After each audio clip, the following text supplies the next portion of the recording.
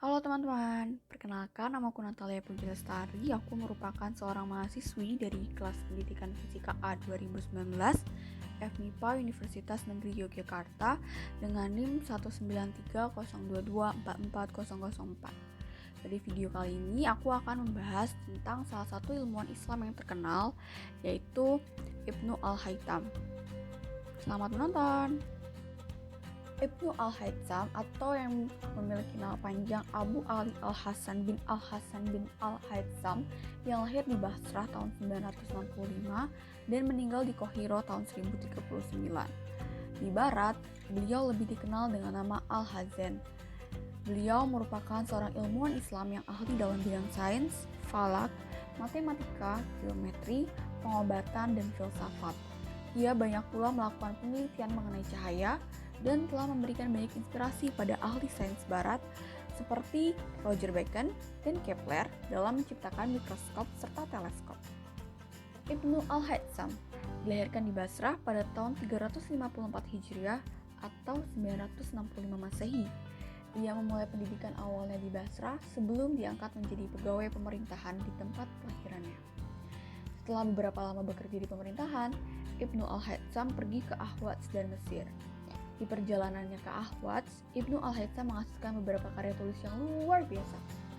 Kecintaannya kepada ilmu pengetahuan telah membawanya berhijrah ke Mesir. Selama di Mesir, Ibnu Al-Haytham melakukan beberapa penyelidikan mengenai aliran sungai Nil, serta menyalin buku-buku mengenai matematika dan falak. Tujuannya adalah untuk mendapatkan uang cadangan dalam menempuh perjalanan menuju Universitas Al-Azhar.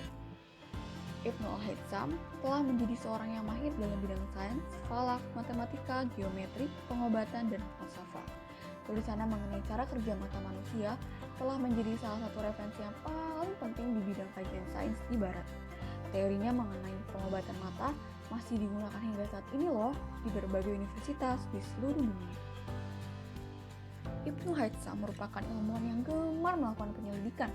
Penyelidikannya mengenai cahaya telah memberikan ilham kepada ahli sains barat seperti Roger, Bacon, dan Kepler yang menciptakan mikroskop serta teleskop. Dia merupakan orang pertama yang menulis dan menemukan berbagai data penting mengenai cahaya.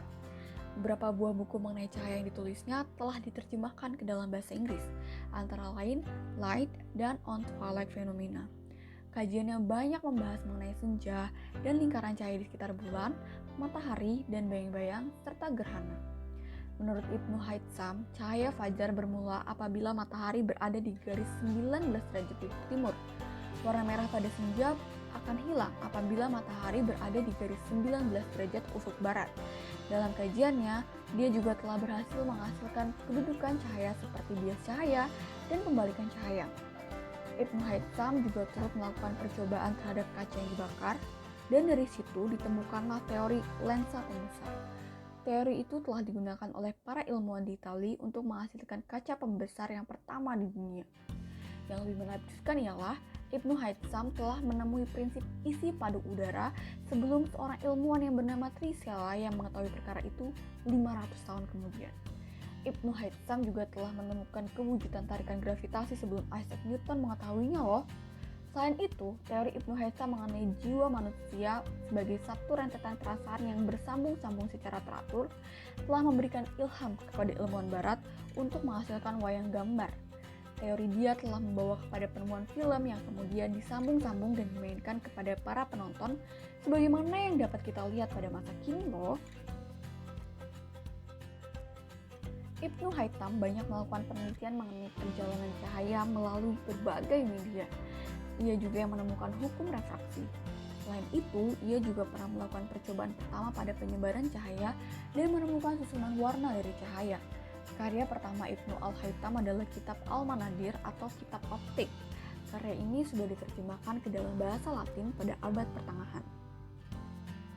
Ibnu Haytham adalah orang pertama yang secara akurat dapat menggambarkan berbagai bagian mata sekaligus menjelaskan proses penglihatan manusia. Dia juga pernah memberi penjelasan mengenai peningkatan ukuran matahari dan bulan ketika dekat cakrawala.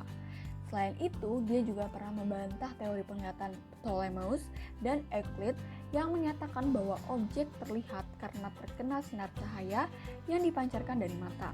Menurut teori Ibnu Haytham, sinar berasal dari objek itu sendiri, bukan dari mata. Melalui penelitiannya tentang optik, ia dianggap sebagai bapak optik modern.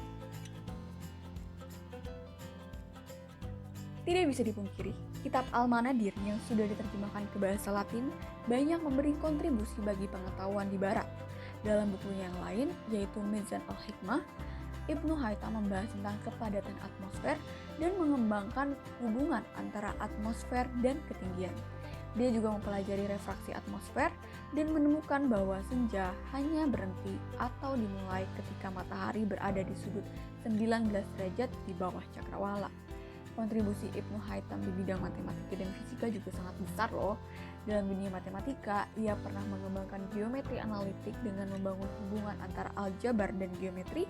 Dia mempelajari gerak suatu benda, dan Ibnu Haytham adalah orang pertama yang menyatakan bahwa benda bergerak terus-menerus kecuali ada gaya dari eksternal yang menghentikan atau mengubah arah geraknya. Penelitian ini berkaitan dengan hukum gerak pertama. Buku Al-Manadir menjelaskan tentang teori cahaya. Teorinya sangat revolusioner dan berbeda dari teori yang berkembang di timur dan barat saat itu. Ia adalah ilmuwan yang menentang teori Ptolemeus dan Euclid. Teorinya menjelaskan bahwa mata tidak mengeluarkan cahaya untuk melihat, melainkan cahaya dipantulkan oleh benda lalu masuk ke mata sehingga manusia bisa melihat. Tidak hanya itu, ia juga pernah bereksperimen dengan kamera lubang jarum atau pinhole camera. Di dalam kitab Al-Manadir terdapat penjelasan tentang teori pembiasan cahaya. Eksperimen yang Ibnu Haytham lakukan adalah dengan memilah cahaya putih menjadi warna pelangi. Tidak hanya itu, Ibnu Haytham juga berjasa besar dalam menjelaskan penggunaan dan tata cara kerja dari lensa cembung atau convex. Teori convex Ibnu Haytham digunakan pada abad ke-13 untuk membuat kacamata loh. Kitab Al-Manadir sudah membahas tentang sifat cahaya 7 abad sebelum Isaac Newton mengulas hal yang sama pada karyanya. Dalam setiap karyanya, Ibnu Haytham selalu menyajikan hipotesis dan data berbasis eksperimen.